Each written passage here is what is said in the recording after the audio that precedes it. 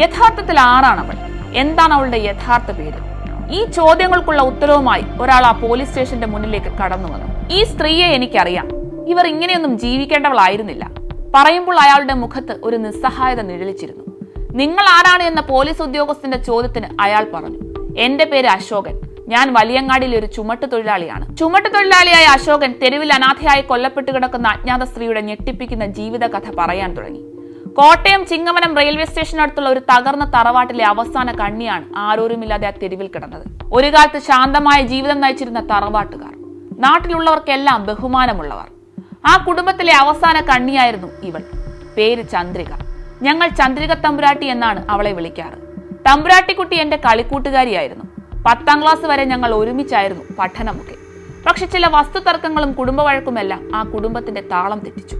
കടം കയറി പട്ടിണിയും പരിവട്ടവുമായി കിടപ്പാടം നഷ്ടപ്പെടുന്ന അവസ്ഥയിലെത്തി. പ്രായമായ അച്ഛനും തന്റെ ആകെയുള്ള മകളും പട്ടിണി കിടന്ന് മരിക്കാറാകുന്നത് കണ്ട് വിഷമം താങ്ങാനാവാതെ വലിയ തമ്പുരാട്ടി ആത്മഹത്യ ചെയ്തു.